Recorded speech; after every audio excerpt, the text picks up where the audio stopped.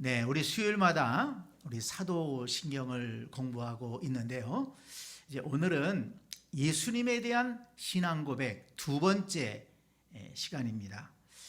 이는 성령으로 잉태하사 동정녀 마리아에게 나시고 본디오 빌라도에게 고난을 받으사 십자가에 못 박혀 죽으시고, 예수님께서 이 땅에 오시고 또 우리를 위해서 행하신 일, 가장 중요한 일을 우리가 신앙으로 고백하는 대목입니다.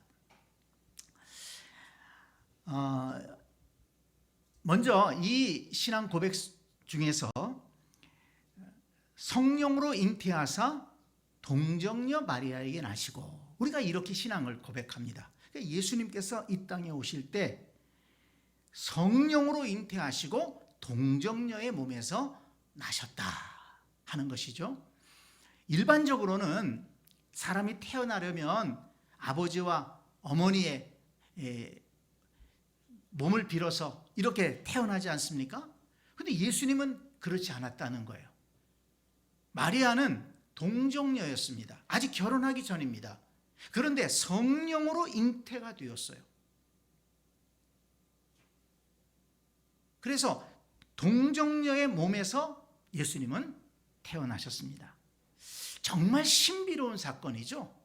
어떻게 그렇게 그런 일이 일어날 수가 있습니까?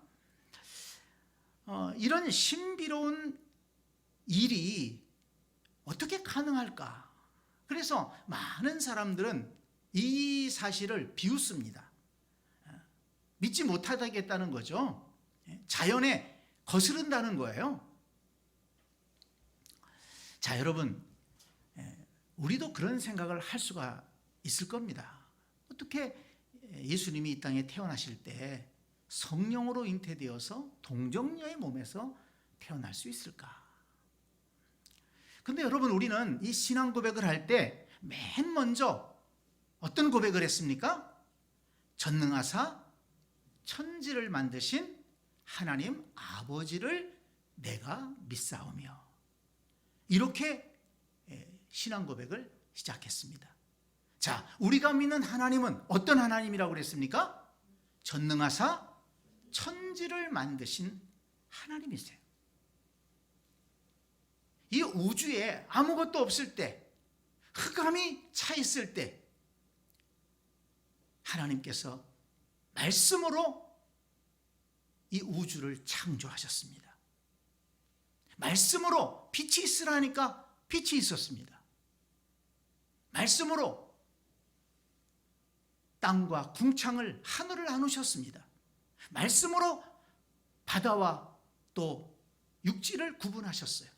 말씀으로 바다의 생물을 만드시고 또 육지의 모든 살아가는 생물들을 만드셨습니다. 인간을 만드실 때에도 흙으로 사람을 지으사 그 코에 생기를 불어넣으시니 생명이 되었다, 살아있는 사람이 되었다고 했습니다. 하나님은 전능하신 하나님, 천지를 창조하신 하나님이십니다. 여러분, 우리가 그것을 믿는다면 동정녀의 몸에서 성령으로 잉태되어 예수님이 탄생하신 것이 뭐 그렇게 새로운 일입니까? 이것은 전능하신 하나님께서 행하신 일이에요.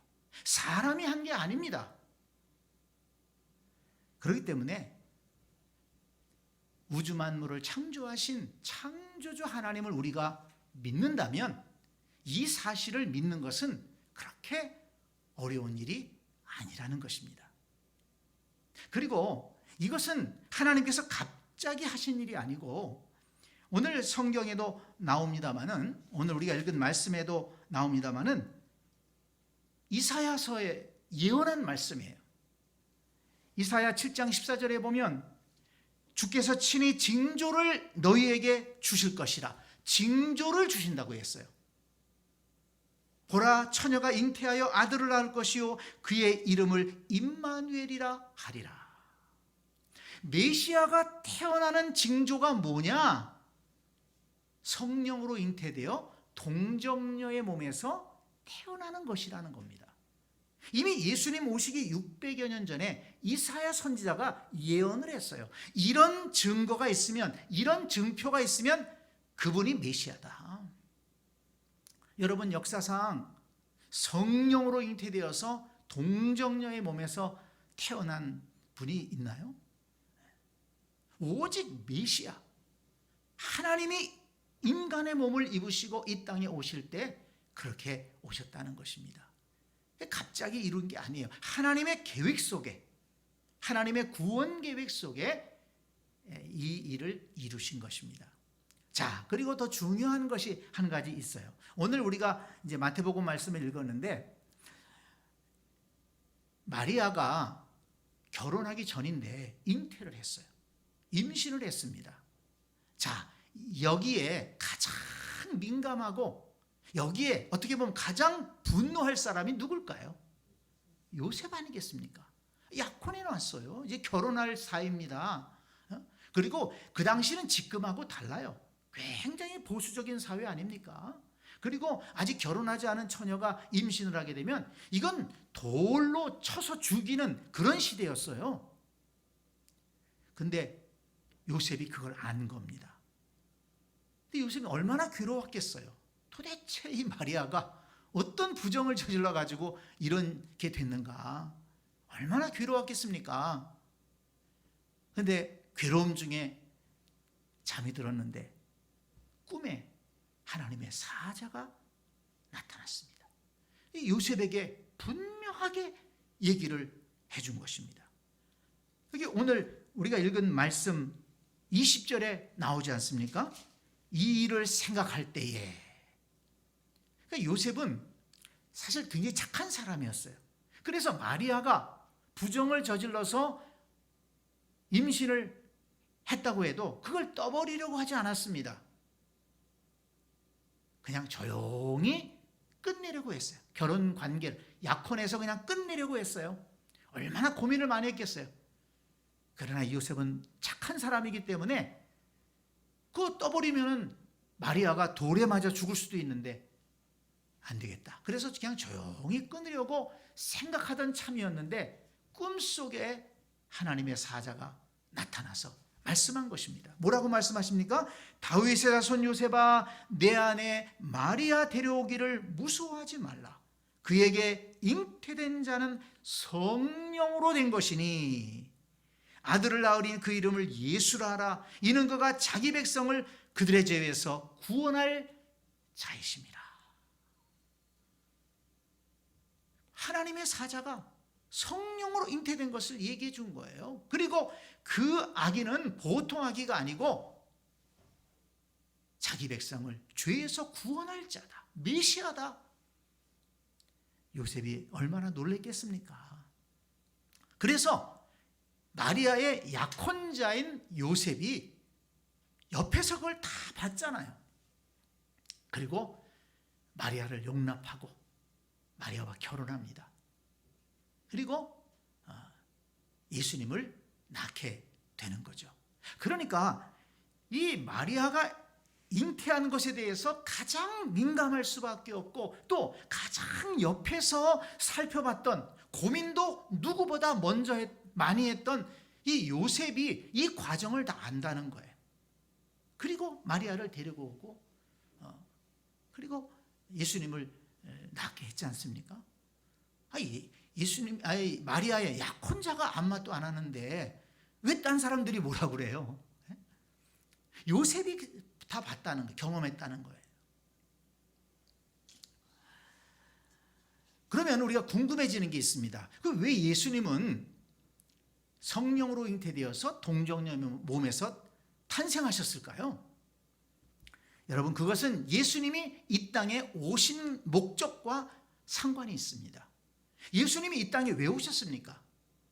우리를 죄에서 구원하시기 위해서 오셨다는 거예요. 자, 그러면 우리 인간을, 죄인을 죄에서 구원하시기 위해서 오셨는데, 죄가 있는 인간의 몸을 타고서 오시면은 어떻게 죄인을 구원하실 수가 있습니까?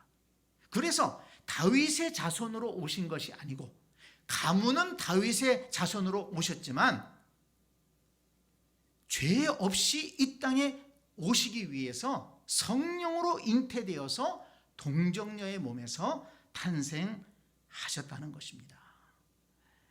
거룩하신 성령으로 잉태되어서 동정녀의 몸에서 탄생하셨기 때문에 우리 인간을, 죄인들을 구원하시기에 합당한 모습으로 이 땅에 오신 것이다 하는 것을 우리는 알아야 되겠습니다. 여러분, 이것은 하나님의 계획 속에 이루어진 것입니다. 우리 인간을 죄에서 구원하시기 위해서 이렇게 성령으로 잉태되게 하시고 동정녀의 몸에서 태어나게 하신 것, 이건 갑자기 이루어진 것이 아니고 선지자를 통해서 예언하시고 하나님의 계획 속에서 이렇게 동정녀 탄생을 이루신 것이다. 그렇기 때문에 이 하나님의 구원의 계획을 생각하면서 우리는 감사해야 된다는 것입니다. 그래서 우리가 성령으로 잉태하사 동정녀의 몸에서 탄생하셨다, 이것을 우리가 신앙 고백할 때 고백하면서 하나님의 계획에 대한, 하나님의 구원 계획을 우리가 생각하면서 감사함으로 고백해야 된다는 것입니다. 자, 그 다음에 우리가 고백하는 내용이 무엇입니까? 본디오 빌라도에게 고난을 받으사 십자가에서 못 박혀 죽으시고, 이것을 신앙으로 고백합니다. 예수님께서 탄생하신 다음에 예수님이 곧바로 사실 십자가를 지신 건 아니죠. 예수님도 성장하시고 예수님이 또 이 땅에 공생애를 사시면서 기적도 행하시고 많은 말씀도 가르치시고 그랬는데 바로 십자가에 죽으신 것을 우리가 고백합니다. 왜 그럴까요? 그것도 역시 예수님이 이 땅에 오신 목적과 관련이 있는 것입니다. 예수님이 왜 이 땅에 오셨는가? 마태복음 20장 28절에 보면 인자가 온 것은 섬김을 받으려 함이 아니요 도리어 섬기려 하고 자기 목숨을 많은 사람의 대속물로 주려 함이니라. 자기 목숨을 많은 사람의 대속물로 주려 함이라, 이렇게 말씀하셨어요. 대속물이라는 게 뭡니까? 구약 제사 제도를 생각하면 쉽습니다. 구약에 제사를 드리는 사람이 자기가 죄를 지었어요. 하나님 앞에 속죄 죄를 드려야 되는데 내가 죽을 죄를 지었어요. 근데 내가 죽을 수는 없잖아요. 그래서 자기 집에서 기르던 깨끗하고 어린 양을 끌고 제사장에게로 갑니다. 그리고 제사장에게 내가 이러이러한 죄를 지었는데 하나님 앞에 속죄제를 드리겠습니다. 내가 참 죽어야 마땅하지만 내가 죽을 수 없으니 제가 제물을 드립니다. 이 양을 대신해서 하나님 앞에 드립니다. 그래서 제사장이 그 양의 머리 위에 손을 얹고 기도하는 거예요.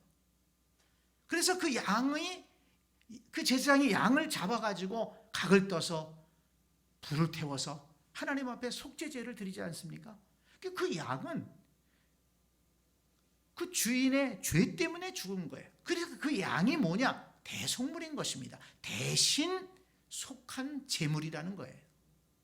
예수님께서 바로 그 어린 양으로 오셨다는 것입니다. 대속물로 오셨다. 어린 양 예수라는 뜻이 바로 그런 뜻입니다.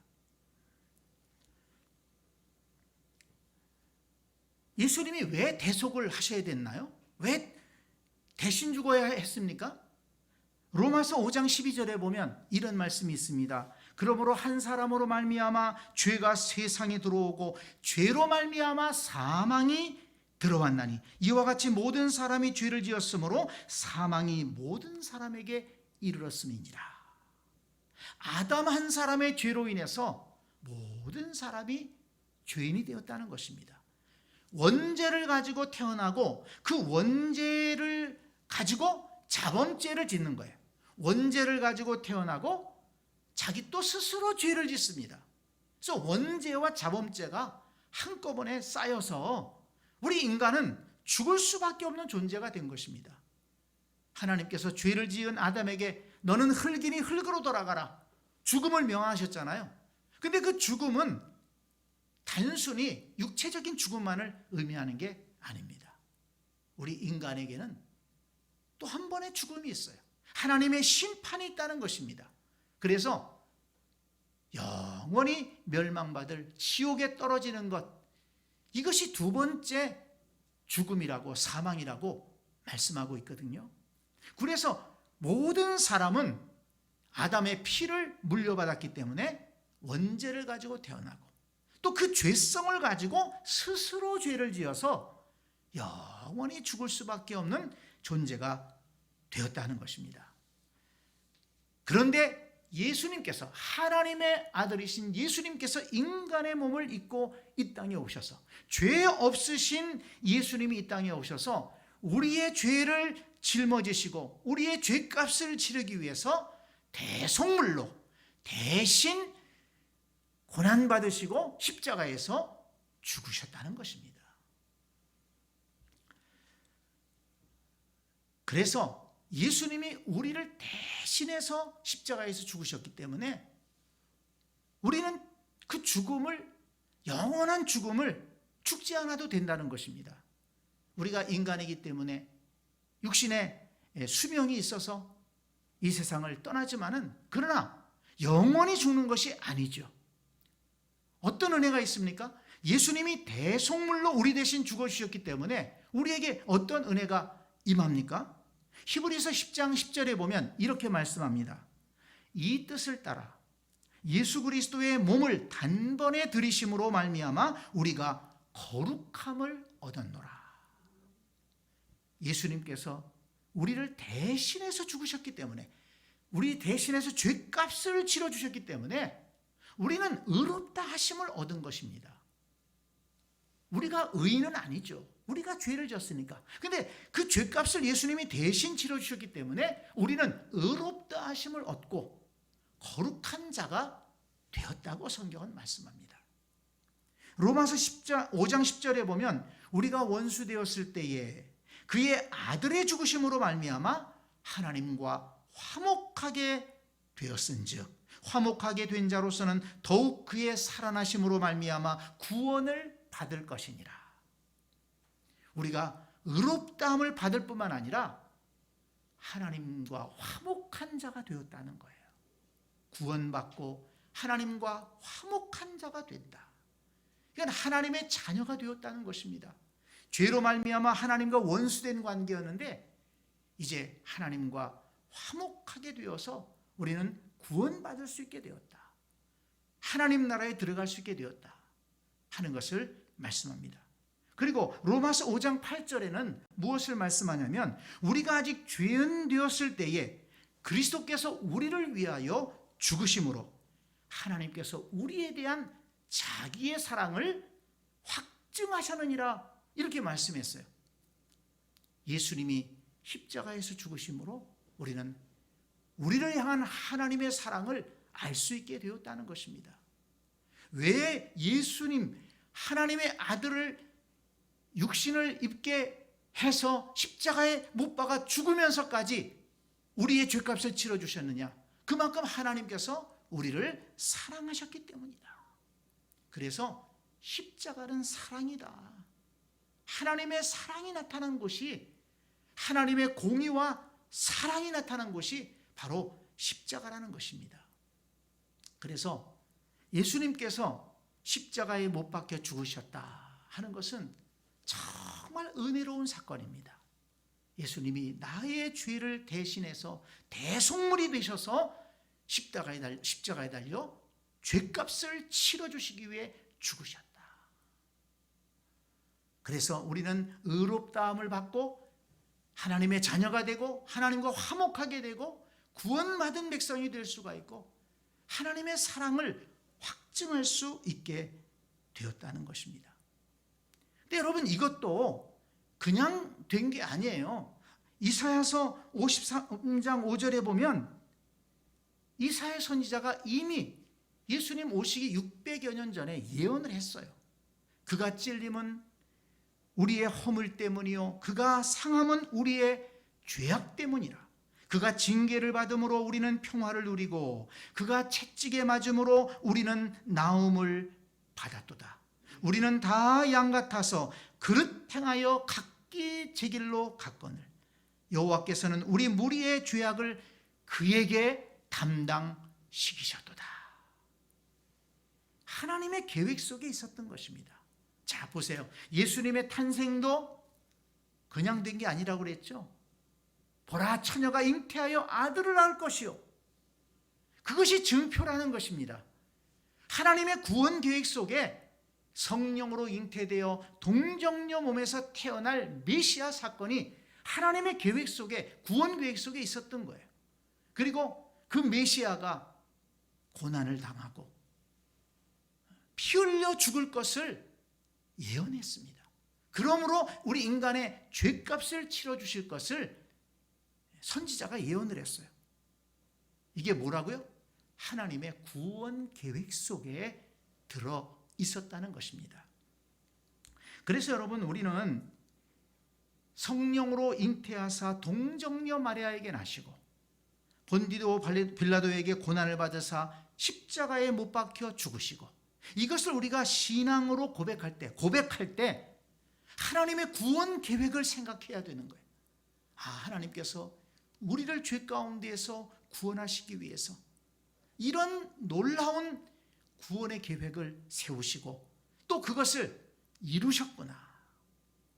계획을 세우실 뿐만 아니라 그게 실제적으로 이루어졌잖아요.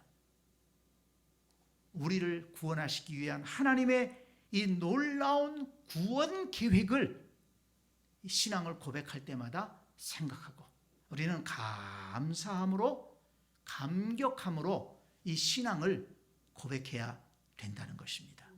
그래서 이 신앙 고백 하나하나가 매우 의미가 있는 겁니다. 그래서 그냥 우리가 암송하고 있으니까 그냥 무의식적으로 하면 안 되고, 그래서 제가 지난번에 말씀드렸잖아요. 이 사도신경 고백할 때 그냥 외워서 하는 것보다, 눈 감고 외워서 하는 것보다 읽으면서 눈 뜨고 하나하나 보면서 이렇게 또 공부를 했으니까 그 의미를 순간순간 생각하면서 우리가 신앙을 고백한다면 신앙 고백을 통해서 우리는 믿음에 더 굳게 설 수가 있고, 또 신앙 고백할 때마다 우리는 하나님의 은혜를 우리가 체험할 수가 있을 것입니다. 자, 오늘 이는 성령으로 잉태하사 동정녀 마리아에게 나시고 본디오 빌라도에게 고난을 받으사 십자가에 못 박혀 죽으시고, 이 고백에 대해서 우리가 공부를 했습니다. 하나님의 놀라운 구원 계획, 우리를 위해서 하나님이 하신 일, 예수님이 이 땅에 오셔서 하신 일, 우리가 이걸 고백할 때마다 하나님의 구원 계획에 대해서 감사하면서 고백할 수 있는 우리 모두가 되기를 간절히 축복합니다. 아멘.